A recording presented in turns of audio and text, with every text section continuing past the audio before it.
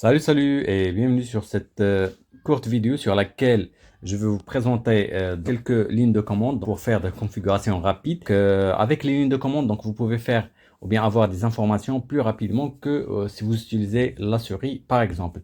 Donc tout simplement, ici je vais commencer par lancer le CMD ou bien l'invite de commande comme ceci. Je patiente quelques instants le temps que j'aurai la confirmation.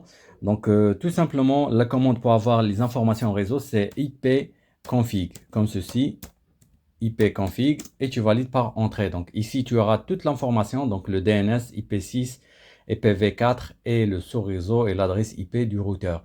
Donc, si tu veux avoir le détail de la configuration, tout simplement, tu touches la touche O des flèches de direction de ton clavier pour avoir la dernière commande que tu as saisie et puis un petit espace /all comme ceci. Donc, dès que tu valides par entrée, donc tu auras plein d'informations donc concernant ce que tu as eu tout à l'heure et après donc d'autres informations concernant l'hôte, le nom de l'hôte, le suffixe DNS, etc. Donc, et d'autres informations détaillées de ton réseau donc, que tu peux utiliser, bien sûr. Aussi, une autre commande, c'est la même chose. Donc, euh, c'est ipconfig et puis c'est display DNS. Donc, pour avoir que l'adresse DNS ou bien les informations concernant le DNS. Donc, c'est display comme ceci, display display DNS comme ceci, tu valides pas entrer et voilà, donc tu auras toute l'information concernant le DNS que tu utilises ici sur ton ordinateur. Aussi, l'autre commande, c'est pour flasher le DNS. Donc, par exemple, si tu as un problème au niveau de DNS de ton ordinateur, donc tout simplement, c'est ipconfig et puis slash et après c'est flush comme ceci. Donc, c'est flash DNS. Donc, c'est DNS comme ceci. Et dès que tu lances donc la configuration IP Windows, donc cache de résolution DNS vidé. Donc ça, c'est si tu as des problèmes au niveau de DNS. Donc, par exemple, si tu essaies d'aller sur un site, ça marche pas, etc. Donc, tu peux faire cette commande. Donc, ça marche aussi. Aussi, si tu as un problème au niveau du réseau, donc tu n'arrives pas à te connecter convenablement, tu peux faire cette commande et ça marche bien sûr. Aussi, il y a une autre commande, donc c'est registre DNS. Donc si tu souhaites ajouter un DNS, bien sûr, donc on ne va pas le faire ici.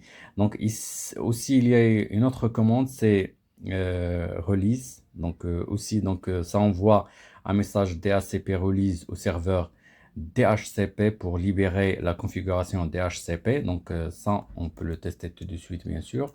Donc c'est ici. Voilà, donc c'est release, voilà,